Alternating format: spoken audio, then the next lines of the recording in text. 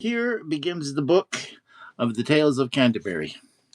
Now, I'm not going to be looking at the camera too much because, well, what the hell. I'm going to move it around a bit. I have to get oops, you didn't see that. It's the stuff behind me that I don't want you to see. When April, with his showers sweet with fruit, the drought of March has pierced unto the root, and bathed each vein with liquor that has power to generate therein and sire the flower.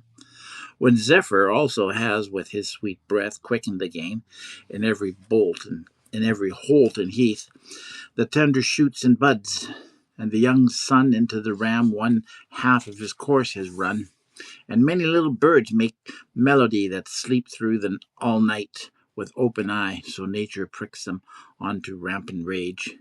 Then do folks long to go on pilgrimage, and palmers to go seeking out strange strands to distant shrines well known in sundry lands.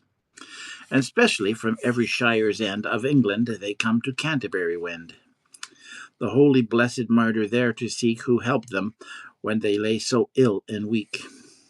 Befell that, in that season, on a day in Southwark, at the Tabard, as I lay ready to start upon my pilgrimage to Canterbury, full of devout homage, there came at nightfall to the hostelry some 29 in a company of sundry persons who had chanced to fall in fellowship, and pilgrims they all that toward Canterbury town would ride. The rooms and stables spacious were and wide, and while we were there, and while we there were eased, and of the best. And briefly, when the sun had gone to rest, so had I spoken with them every one, that I was of their fellowship anon, and made agreement that we'd early rise to take the road, as you as you I will apprise.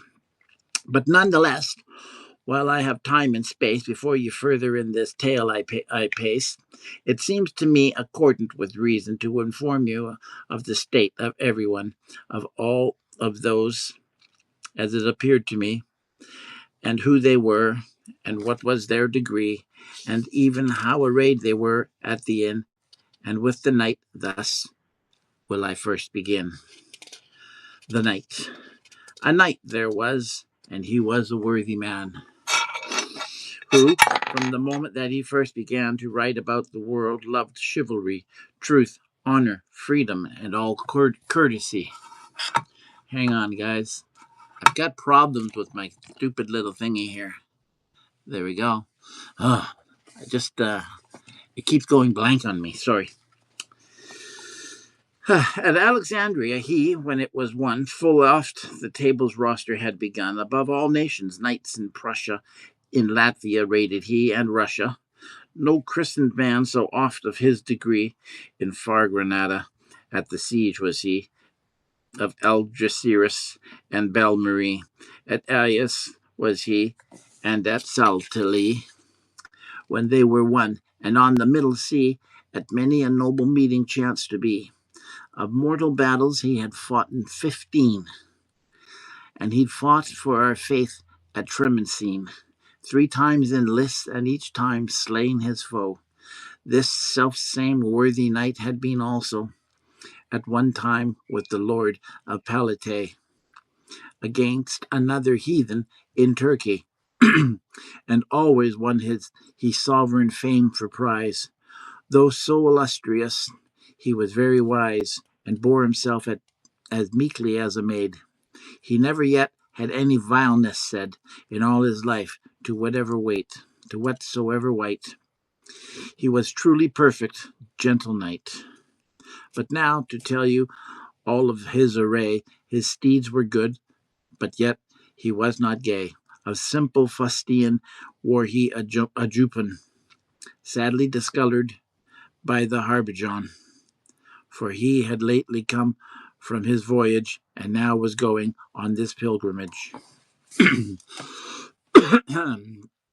Excuse me, the squire. With him there was his son, a youthful squire, a lover and a lusty bachelor, with locks well curled as if they'd lay in press. Some 20 years of age he was, I guess.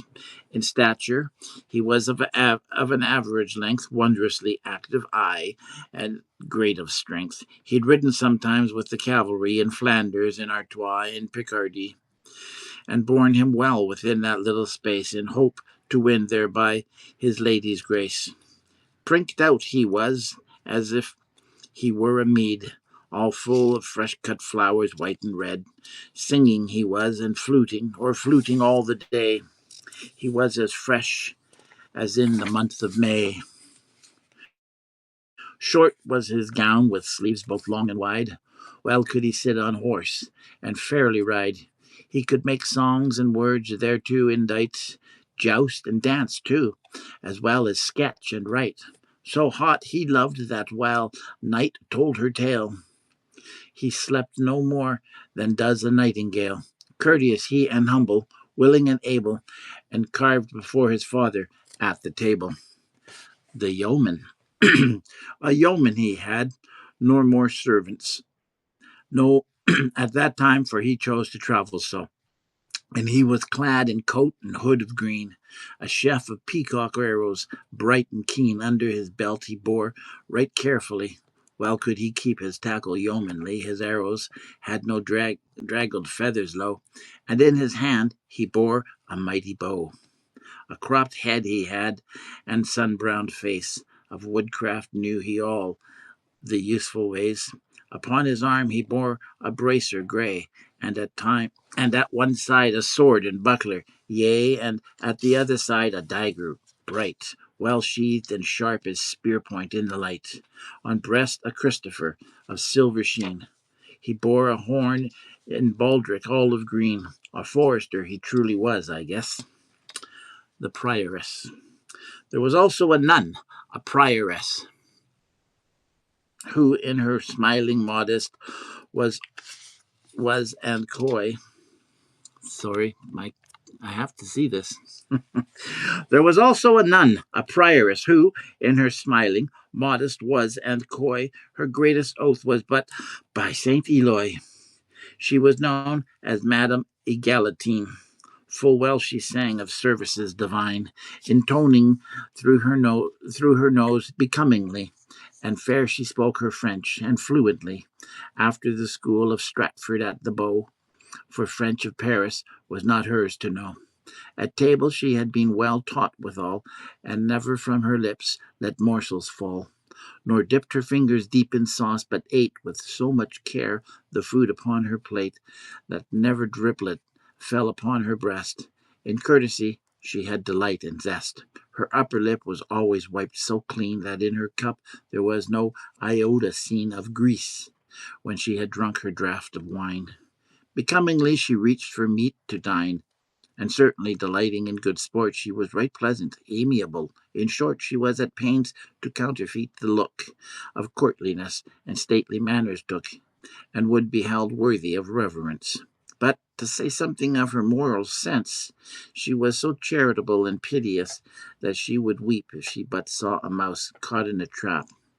Though it were dead or bled, she had some little dogs too that she fed or roasted on roasted flesh, or milk and fine white bread. But sore she'd weep if one of them were dead, or if men smote it with a rod to smart. For pity ruled her and her tender heart. Right decorous her pleated wimple was. Her nose was fine, her eyes were blue as glass, her mouth was small, and therewith soft and red, but certainly she had a fair forehead. It was almost a full span broad, I own, for, truth to tell, she was not undergrown. Neat was her cloak, as well as I was well aware, of coral small about her arm she'd bear a string of beads, and gauded all with green, and therefrom hung a brooch of golden sheen, whereon there first was written a crowned A, and under Amor vincit omnia. The nun, another little nun, was with her. With her she had she the three priests, who were her chaplain, and of priests she'd three. The monk there was, one made for mastery, an outrider who loved his venery, a manly man to be an abbot able, full many a blooded horse had he in stable. And when he rode, men might his bridle hear a jingling in the whistling wind as clear, aye, and as loud as does the chapel bell, wherewith this brave monk was master of the cell. The rule of Maurice or Saint Benedict, by reason it was old and somewhat strict, that said this said monk let such old things slowly pace, and followed new world manners in their place. He cared not for that text, a clean plucked hen, which holds that hunters are not holy men, not that a monk, when he is cloisterless, is like unto a fish that is waterless. That is to say, a monk out of his cloister. But this same text he held not worth an oyster. And I said his opinion was right good. What should he study as a madman would upon a book in cloister cell, or yet go labor with his hands and swink and sweat as Austin bids? How should the world be served? Let Austin have his toil to him reserved. Therefore he was a rider day and night. Greyhounds he had as swift as birds in flight, since riding and the hunting of the hare were all his love, for no cot would he spare. I saw his sleeves were purfled at the hand, with fur of grey, the finest in the land, and also to fasten hood beneath his chin he had a good wrought gold of a curious pin. A love knot in the larger end there was. His head was bald and shone like any glass, and smooth as one anointed with his face. Fat was this lord. He stood in goodly case. His bulging eyes he rolled about, and hot they gleamed and red like fire beneath a pot. His boots were soft, his horse of great estate. Now certainly he was a fine prelate. He was not pale as some poor wasted ghost. A fat swan loved he best of any roast.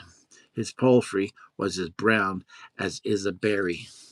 The friar. A friar there was, a wanton and a merry, a limiter, a very festive man. In all the orders for is none that can equal his gossip and his fair language. He had arranged full many a marriage of women young, and this at his own cost. Unto his order he was a noble post. Well liked by all and intimate was he, the franklins everywhere in his country. And with the worthy women of the town, for at confessing he'd more power in gown, as he himself said, than a goodly curate, for of his order he was licentiate.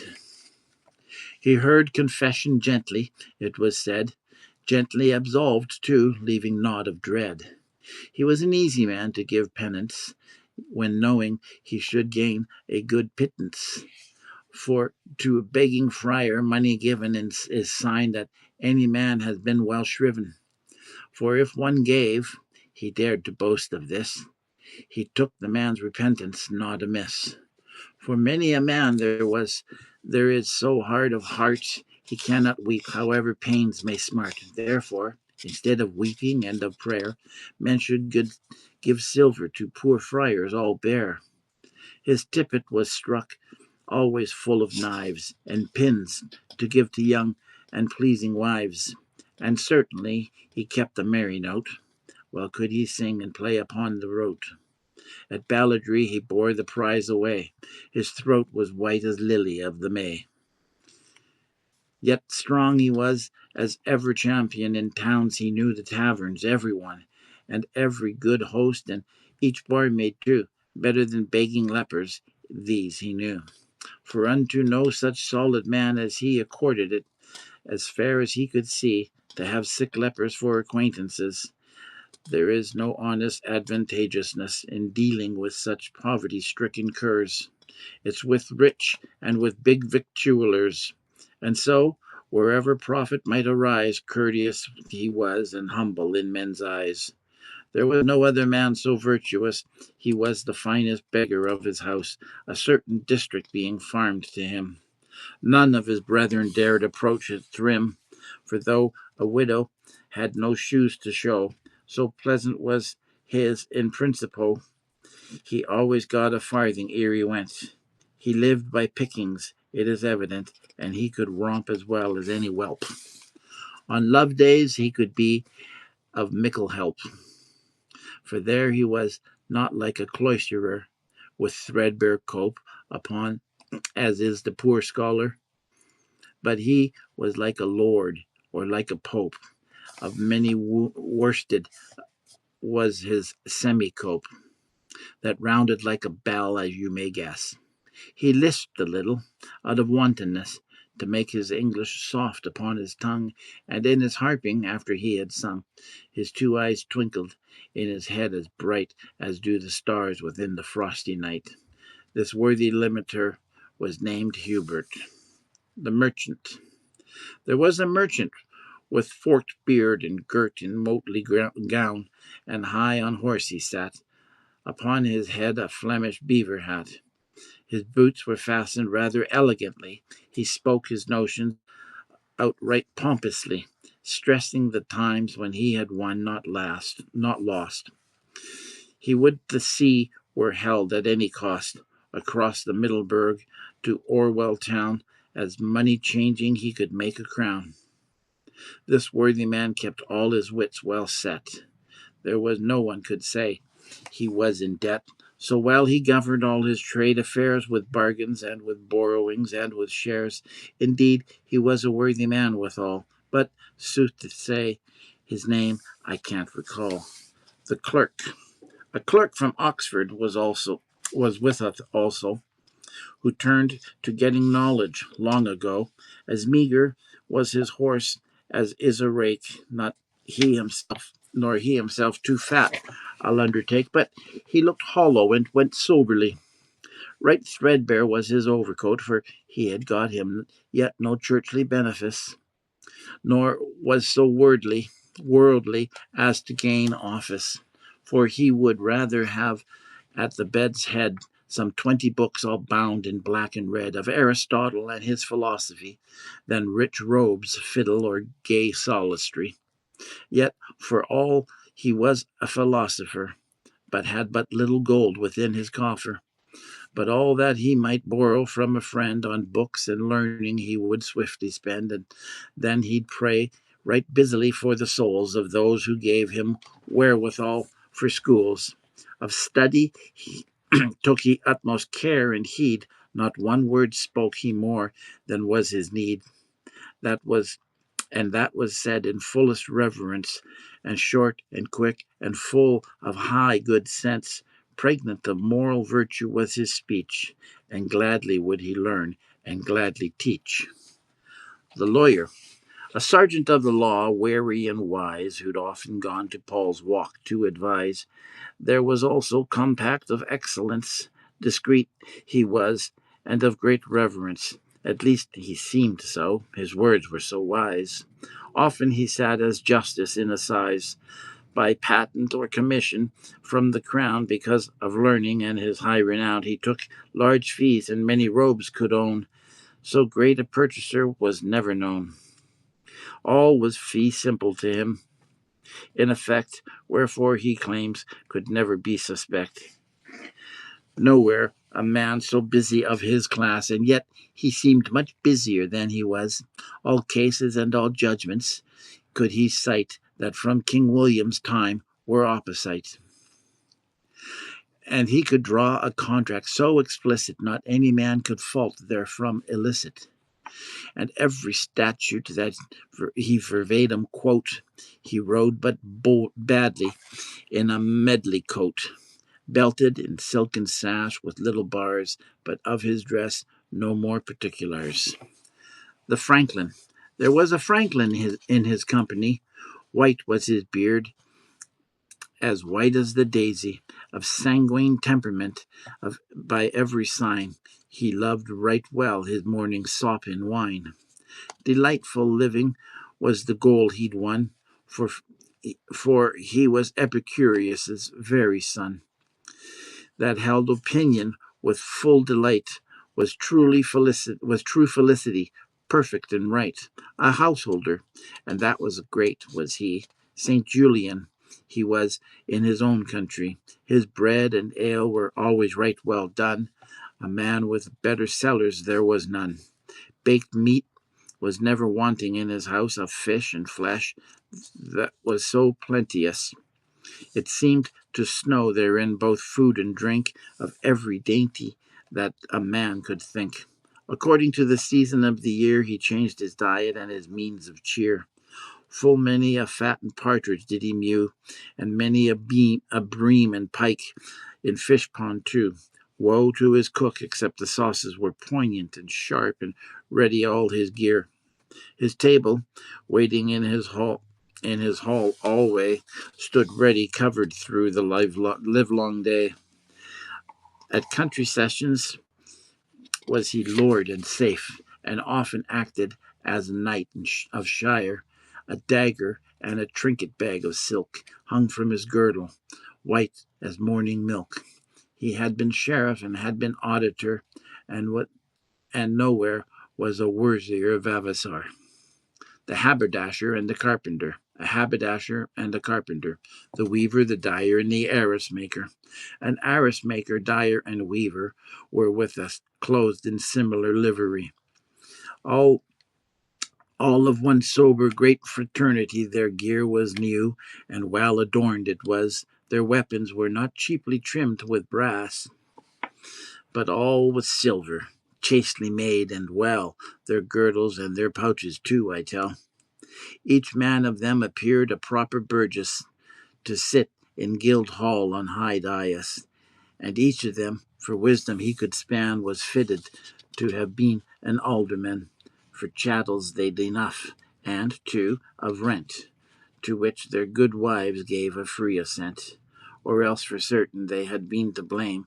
It's good to hear madam before one's name, and go to church when all the world may see, having one's mantle borne right royally. The cook. A cook they had with them just for the nonce, to boil the chickens with the marrow bones, and flavour tartly and with gallingale. Well could he tell a draught of London ale, and he could roast and seethe and broil and fry and make good thick soup and bake a pie.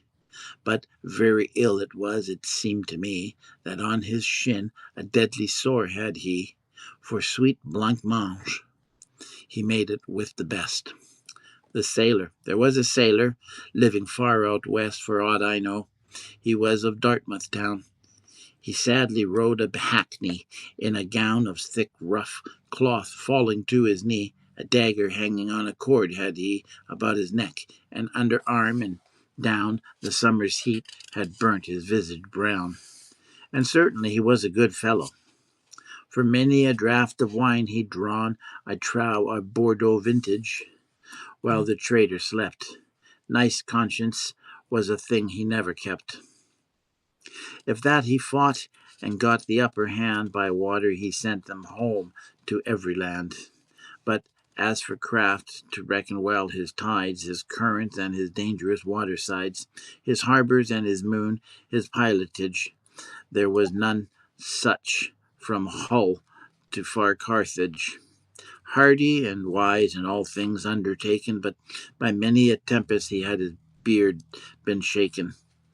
He knew well all all the havens as they were, from Gotland to the Cape of Finisterre, and every creek in Brittany and in Spain. His vessel had been christened Madeleine. The physician. With us there was a doctor of physic. In all this world none was like him to pick for talk of medicine and surgery, for he was grounded in astronomy. He often kept the patient from the pall by horoscopes and magic natural. Well could he tell the fortune ascendant within the houses for his sick patient. He knew the cause of every malady, were it hot, were it of hot or cold, or moist or dry, and where engendered, and of what humour. He was a very good practitioner. The cause being known down to the deepest root, anon he gave to the sick man his boot. Ready he was, with his apothecaries, to send them drugs to all electuaries. By mutual aid, much gold they'd always won. Their friendship was a thing not new begun. Well read was he in Asclepius, in Dioscordius, and in Rufus, Hippocrates in Halley and in Galen, Serapon, Rhazes, and Avicen, Averroes, Gilbert, and Constantine, Bernard and Gaddison, and John Damascene. In diet he was measured as he could. He was measured as could be, including not a superfluity, but nourishing and easy. It's no libel to say he read but little in the Bible.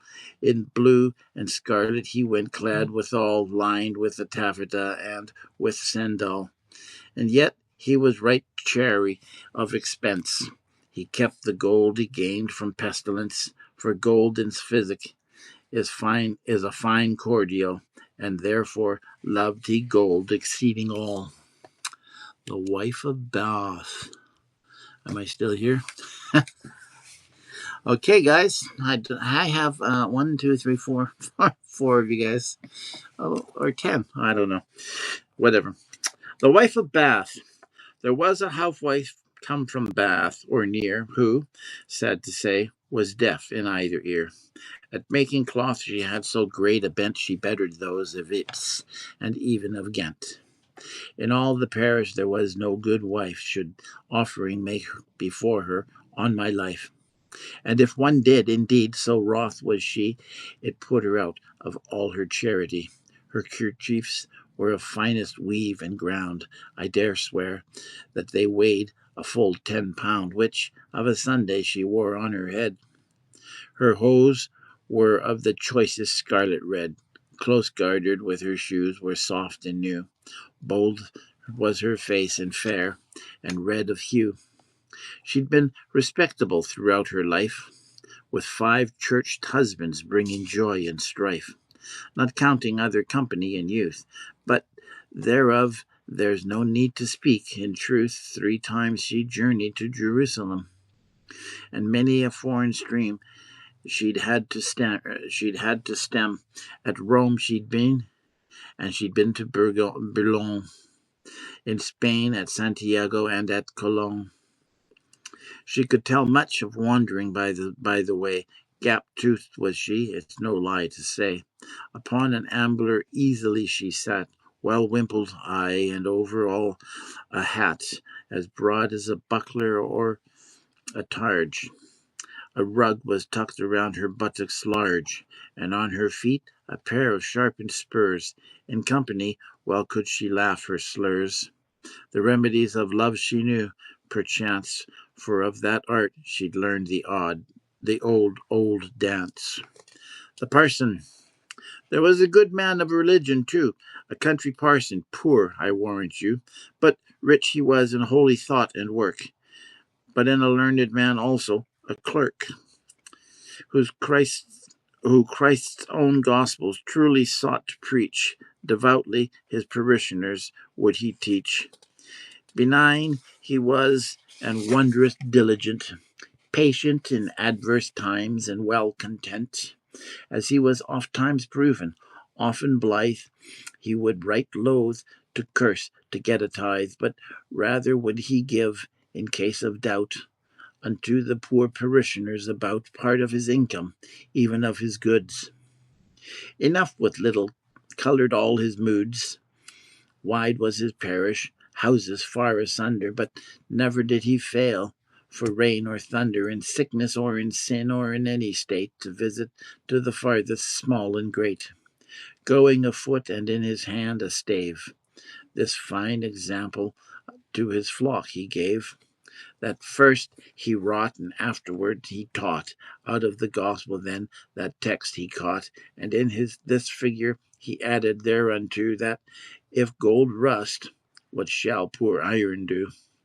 For if the priest be foul in whom we trust, what wonder if a layman yield to lust? And shame it is if priest take thought for keep, a shitty shepherd shepherding clean sheep. Well ought a priest example, good to give, by his own cleanness, how his flock should live. Yet never let his benefice for hire, leaving his flock to flounder in the mire, and ran to London, up to old St. Paul's, to get himself a chantry there for souls.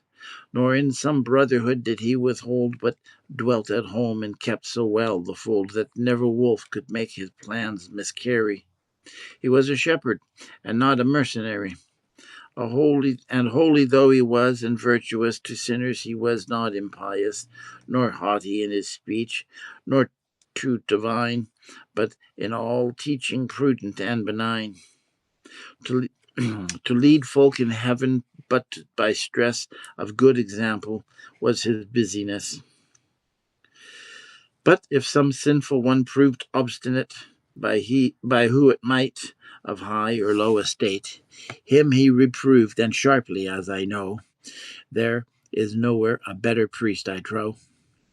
He had no thirst for pomp or reverence, nor made himself a special spiced conscience, but Christ's own lore and his apostles 12 he taught, but first he followed it himself.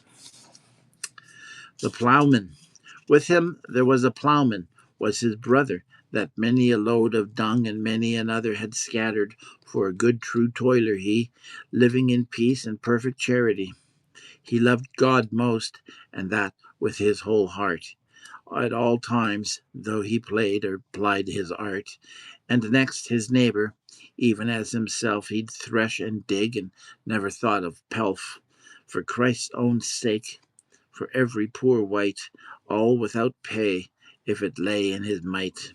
He paid his taxes fully, fairly, well, both by his own toil and by stuff he'd sell. In a tabard he rode upon a mare. There was also a reeve and a miller there, a summoner, manciple, and pardoner, and these, beside myself, made all there were. The miller. The miller was a stout curl, be it known, hardy and big of brawn and big of bone, which was well proved, for when he went on lamb at wrestling never failed he of the ram. He was a chunky fellow, built broad of build. He'd heave a door from hinges if he willed, or break it through by running with his head.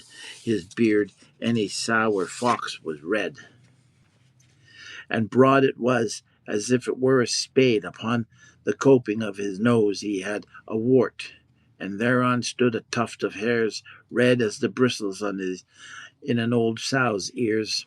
His nostrils, they were black and very wide. A sword and buckler bore he by his side. His mouth was like a furnace door for sighs. He was a jester, and could poetize, but all of sin and ribaldries. He could steal corn and full thrice charge his fees, and yet he had a thumb of gold, begad. A white coat and blue hood he wore, this lad. A bagpipe he could blow well, be it known, and with that same he brought us out of town. The Manciple. There was the Manciple from an inn of courts, to whom all buyers might quite well resort to learn the art of buying food and drink. For whether he paid cash or not, I think that he also knew the markets, when to buy. He never found himself left high and dry. Now it is not of God of full fair grace, that such a vulgar man has wit to pace the wisdom of a crowd of learned men. Of masters he had more than 3 times 10, who were in law expert and curious, whereof there were a dozen in that house, fit to be stewards of both rent and land of any lord in England who would stand upon his own and live in manner good, in honour doubtless, save his head were wood, or live as frugally as he might desire. These men were able to have helped a shire. In any case, there ever might befall, and yet this Manciple outguessed them all. The reeve. The reeve was a slender, choleric man who shaved his beard as close as razor can. His hair was cut round even with his ears. His top was tonsured like a pulpiteer's. Long were his legs, and they were very lean, and like a staff with no calf to be seen. Well could he manage granary and bin, no auditor could ever on him win. He could foretell by drought and by rain the yielding of his seed and of his grain. His lord's sheep and his oxen and his dairy, his swine and his horses, all his stores, his poultry, were wholly in this steward's managing, and by agreement he made reckoning, since his young lord of age was 20 years. Yet no man ever found him in arrears. He was no agent, hind or herd, who'd cheat. There was no agent, hind or herd, who'd cheat, but he knew well his cunning and deceit. They were afraid of him as of death. His cottage was a good one, on a heath, by green trees shaded with this dwelling place. Much better than this lord could he purchase. Right rich was he in his own private right, seeing he'd pleased his lord by day and night, by giving him or lending of his goods, and so got thanked, but yet got coats and hoods. In youth he'd learned a good trade, and had been a carpenter as fine as could be seen. This steward sat a horse as well that well could trot, and was all dapple grey, and was named Scott. A long surcoat of blue did he parade, and at his side he bore a rusty blade. Of Norfolk was this reeve, of whom I tell, from near a town that men called Badeswell. Bundled he was like friar from chin to croup, and ever he rode hindmost of our troop. The summoner. A summoner was with us in that place, who had a fiery red cherubic face, for eczema had he. His eyes were narrow, and hot he was, and lecherous as a sparrow. With black and scabby brows and scanty beard, he had a face that little children feared. There was no mercury, sulphur, or litharge, no borax, cerus, tartar could discharge, nor ointment that could cleanse enough or bite to free him of his boils and pimples white, nor of the bosses resting on his cheek. Well loved he garlic, onions, aye, and leeks, and drinking of strong wine as red as blood, then would he talk and shout as madmen would. And when a deal of wine he'd poured within, then would he utter no word save Latin. Some phrase he had learned, say 2 or 3, of which he had garnered out of some decree. No wonder, for he'd heard it all the day, and all you knew right well, even that even a jay can call out what, and as well as can the Pope. But then, but when for aught else into him you'd groped, 'twas found he'd spent his whole philosophy. Just quaestio quid juris would he cry. He was a noble rascal, and the kind. A better comrade 'twould be hard to find. Why, he would suffer for a quart of wine some good fellow to have his concubine a 12 month, and excuse him to the full. Between ourselves, though, he could pluck a gull. And if he chanced upon a good fellow, he would instruct him never to have awe. In such a case of the archdeacon's curse, except a man's soul lie within his purse, for in his purse the man should punished be. The purse is the archdeacon's hell, said he, but well I know he lied in what he said. A curse ought every guilty man to dread, for curse can kill as absolution save, and where significati to the grave. In his own power had he, and at ease, the boys and girls of all the diocese. He knew their secrets, and by counsel led. A garland had he set upon his head, large as a tavern's wine brush on a stake. A buckler had he made of bread they bake. How am I doing so far? Not very well. It's time for the partner. Okay. Oh, everybody's leaving. Oh, 12 people. Okay, here we go. With him there rode a gentle partner of Roncesvalles, his friend and his compeer. Straight from the court of Rome had journeyed he. Loudly he sang, "Come hither, love, to me." The summoner joining with a burden round. Was never horn of half so great a sound. This partner had hair as yellow as wax, but lank it hung as does a strike of flax. In wisps hung down such locks he'd on head, and with them he his shoulders overspread. But thin they dropped, and stringy one by one. But as to hood, for sport of it, had none, though it was packed in wallet all the while. It seemed to him he went in latest style, dishevelled, save for cap, his head all bare, as shiny eyes he had as has a hair.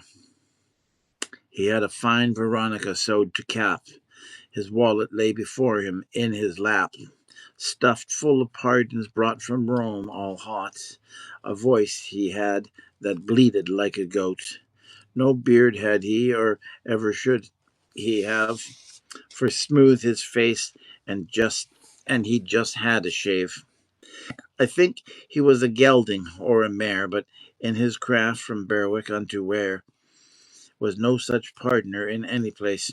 But in his bag he had a pillow case, to which he said was our true lady's veil.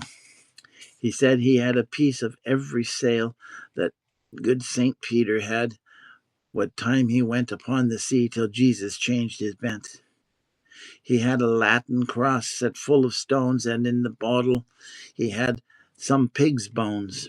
But with these relics, when he came upon some simple parson, then this paragon in that one day more money stood to gain than the poor dupe in the 2 months could attain.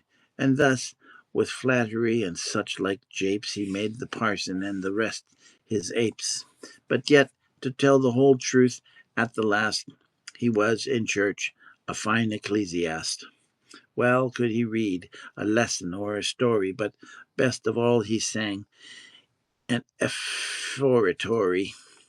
For well he knew that when the song was sung, they might then might he preach, and all with polished tongue. To win some silver, all right well could. Therefore he sang so merrily and so loud. Now, I have told you briefly in a clause the state, the array, the number, and the cause of assembling of this company in Southwark of this noble hostelry known as the Tabard Inn, hard by the Bell. But now time is come within to tell how all we bore ourselves that very night, when all the hostelry we did alight. And afterwards the story I engage to tell you of our common pilgrimage. But first, I pray you, of your courtesy, you'll not ascribe to it vulgarity, though I speak plainly of the matter here, retailing to your words and means of cheer, nor though I use the very terms, nor lie, for this thing do you know as well as I. When one repeats a tale told by a man, he must report as nearly as he can every last word, if he remember it, however rude it be, or how unfit. Or else he may be telling what's untrue, embellishing and fictionizing too. He may not spare, although it were his brother. He must as well say one word as another. Christ spoke right broadly out in Holy Writ, and you know well there's nothing low in it. And Plato says to those able to read that the word should be the cousin to the deed. Also, I pray that you'll forgive it me if I have not set folk in their degree here in this tale by rank as they should stand. My wits are not the best, you'll understand. Great cheer our host gave us every one, and to the supper set us all anon. and served us then with victuals of the best. Strong was the wine, and pleasant to each guest. A seemly man of our good host was withal fit to have been a marshal in some hall. He was a large man with protruding eyes, as fine a burgher in the Cheapside lies, bold in his speech and wise and right well taught, and as to manhood, lacking therein naught. Also, he was a very merry man, and after meat, at playing he began, speaking of mirth among some other things, when all of us had paid our reckonings, and saying thus, Now, masters, verily, you all are welcome here, and heartily. For by my truth, and telling you no lie, I have not seen this year a company here in this inn fitter for sport than now. Fain would I make you happy, knew I how. And of a game have I said this moment thought to give you joy, and it shall cost you naught. You go to Canterbury, may God speed, and the blessed martyr soon require your meed. But well I know, as you go on your way, you'll tell good tales and shape yourselves to play, for truly there's no mirth nor comfort, none, riding the roads as dumb as is a stone, and therefore will I furnish you a sport, as I just said, to give you some comfort. And if you like it all by one assent, it will be ruled by me of my judgment, and I will so do as I'll proceed to say tomorrow when you ride upon your way. Then by my father's spirit who is dead, if you're not gay, I'll give you up my head. Hold up your hands, no more about to speak. No more about it, speak. Our full assenting was not far to seek, we thought there, with no reason to think twice, and granted him his way without advice, and bade him tell his verdict just and wise. Masters, quoth he, here now is my advice, but take it not, I pray you, in disdain. This is the point, to put it short and plain, that each of you, beguiling the long day, shall tell 2 stories as you wend your way to Canterbury town. And each of you, on coming home, shall tell another 2, and of adventures he has known before. And who plays his part the best of all, that is to say, who tells upon the road the tale of best sense, in most amusing mode, shall have a supper at the other's cost, here in this room, and sitting by this post, when we come back again from Canterbury. And now, the more to warrant you'll be merry, I will myself and gladly with you ride at my own cost, and I will be your guide. But whosoever shall my rule gainsay shall pay for all that's bought along the way. And if you are agreed that it be so, tell me at once, or if not, tell me no, and I will act accordingly. No more. This thing was granted, and our oaths we swore was right glad hearts, and prayed of him also that he would take the office, nor forego the place of governor of all of us, judging our tales, and by his wisdom thus arranged that supper at a certain price, we to be ruled each one by his advice, in things both great and small, by one assent we stood committed to his government. And thereupon the wine was fetched, and on we drank, and then to rest went everyone, and that without a longer tarrying. Next morning, when the day began to spring, up rose our host, and acting as our cock, he gathered up together in a flock, and forth we rode, a jog trot being the pace, until we reached St. Thomas's watering place. And there our host pulled horse up to a walk, and said, Now, masters, listen while I talk. You know what you agreed at set of sun. If evensong and morning song are one, let's hear a decide who first shall tell a tale. And as I hope to drink more wine and ale, whoso proves rebel to my government shall pay for all that by the way is spent. Come now, draw cuts there before we farther win, and he that draws the shortest shall begin. Sir knight, said he, my master and my lord, you shall draw first, as you have pledged your word. Come near, quoth he, my lady prioress, and you, sir clerk, put by your bashfulness, nor ponder more. Out hands now, every man. At once to draw a cut each one began, and to make short the matter, as it was, whether by chance or whatsoever cause, the truth is that the cut fell to the knight, at which right happy then was every wight. Thus that his story first of all he'd tell. According to the compact, it befell, as you have heard. Why argue to and fro? And when this good man saw that it was so, being a wise man and obedient to plighted word given by free assent, he said, since I must then begin the game, why, welcome to the cut. Welcome be the cut, and in God's name. Now let us ride and hearken what I say. And at that word we rode forth on our way, and he began to speak with his right good cheer, his tale anon, as it is written here. Here ends the prologue of this book, and here begins the first tale, which is the Knight's Tale. Well, there you go. I did it. Oh, bonjour, brother. Hey, I didn't read it very well, but I managed to get through it, and you guys had yours up too soon. I was making breakfast and doing that kind of stuff. That's what happens. Anyways, here's the book. This is I found this in the used bookstore. It cost $9. Oh, there you go. Used bookstores, $9. Geoffrey Chaucer. Dun, dun, dun, dun. There you go. The Canterbury Tales, rendered into modern English by J. U. Nicholson, with illustrations by Rockwell Kent and an introduction by Gordon Hall Gerald. Copyright 1934 by Covey Freed Inc. Printed in the United States of America. Typography by Robert Josephy. I'm not reading the introduction because why?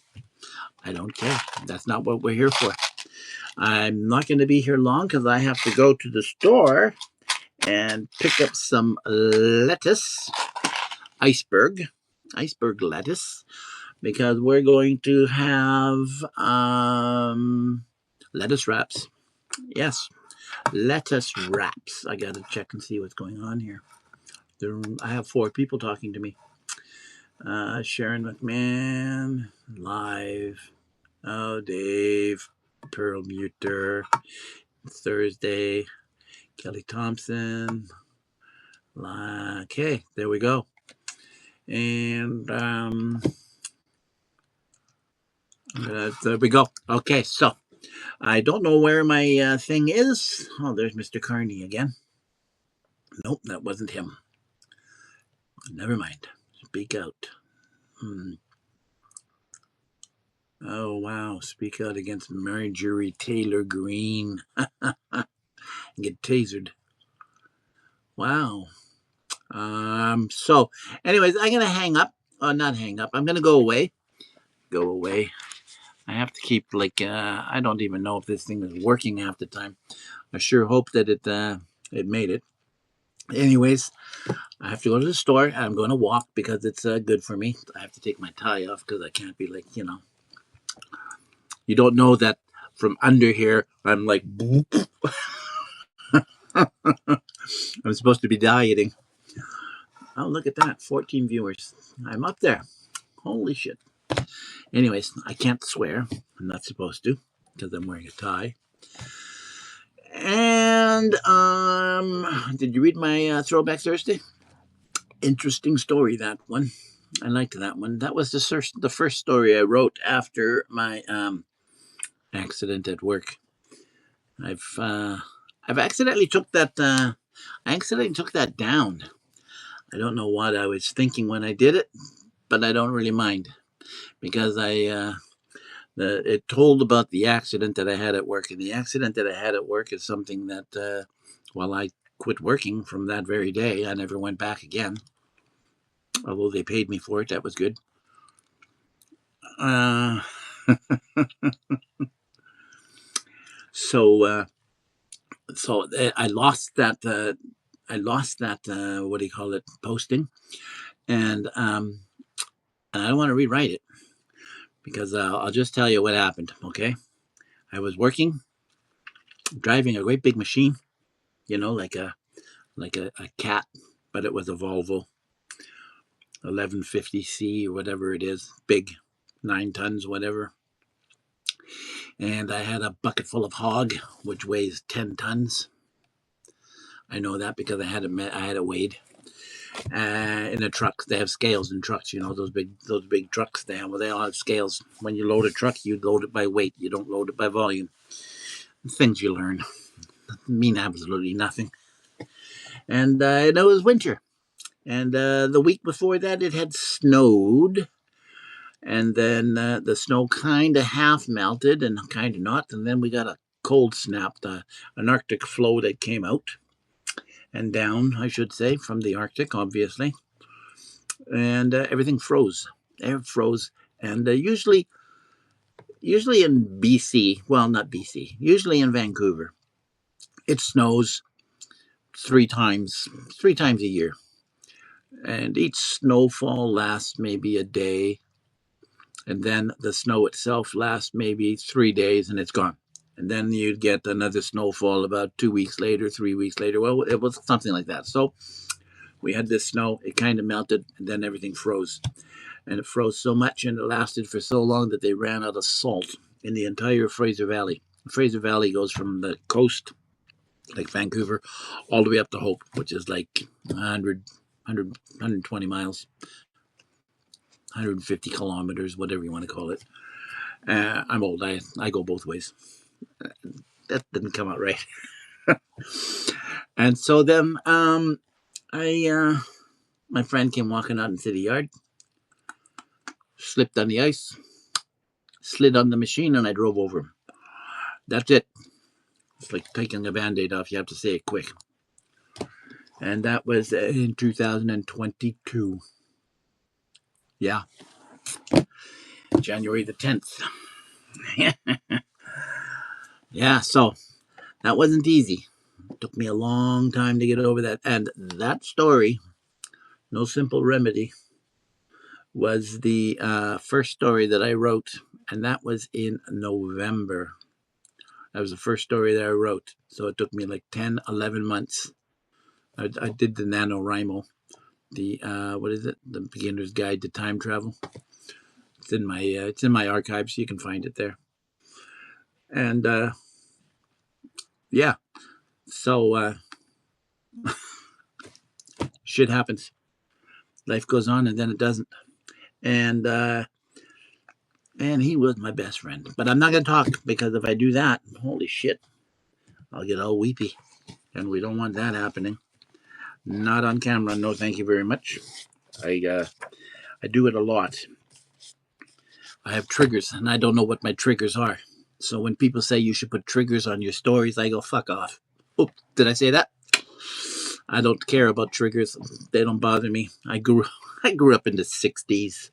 God, the 60s and the 70s. Like, I watched the Vietnam War on TV. Like, come on, give me a break.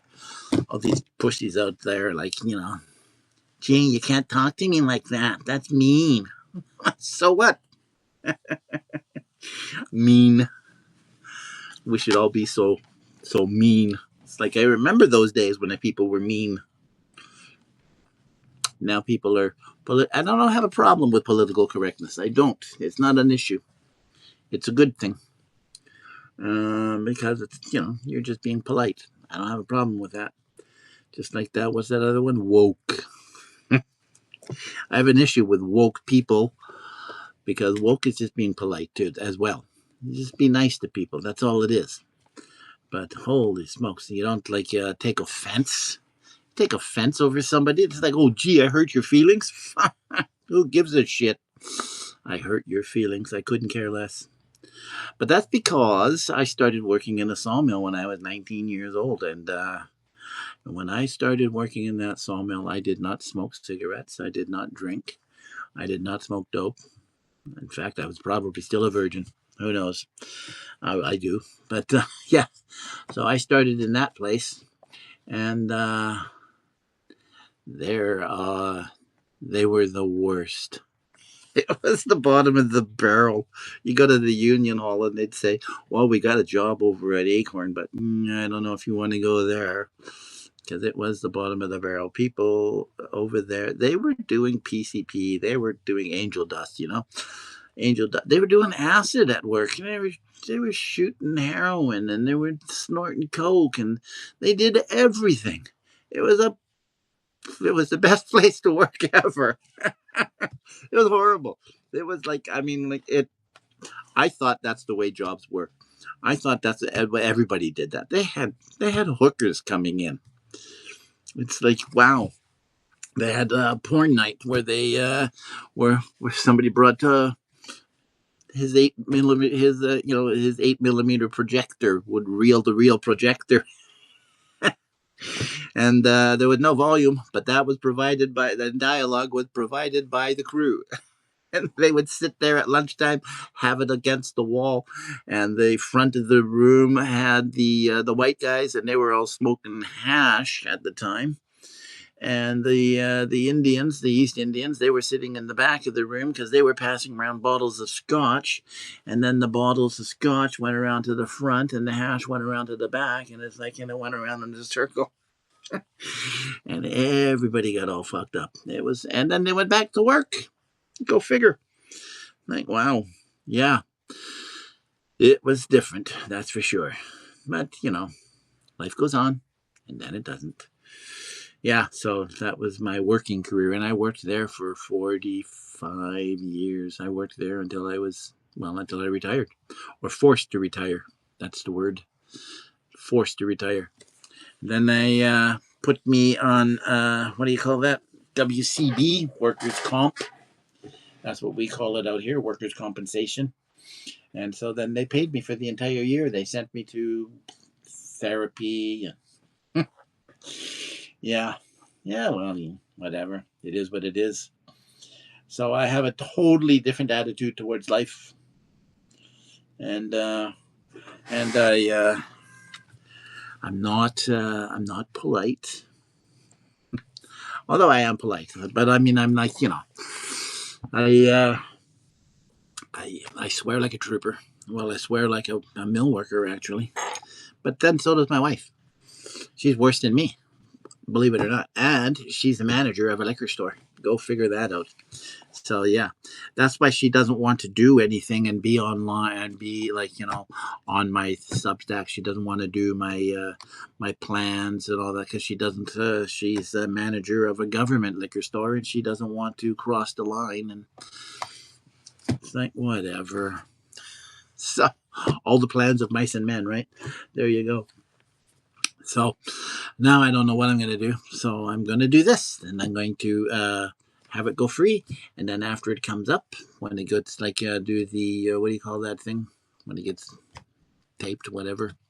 And I'm going to put it behind the paywall. So if you want to see it, put it behind the paywall. And I'm going to do this on Tuesdays and Thursdays because why not? I don't want to do too much, but I don't want to push people away by doing too much. I don't know if that really works that way. It's like I just have to have more interesting shit, that's all. And I don't have any interesting shit. So I told you, I swear, right? It's going to creep in eventually because I'm sitting here talking to myself. Yeah, looking at James Joyce. And the guy that looks like, oh, he disappeared. There he is. Yeah, he looks like Emperor Palpatine. Yeah, so I got a lot of shit to do. I got to hang up. I'm gonna go. I'm gonna count this down. I'm gonna go 3, 2, 1. Arrivederci. Ciao for now.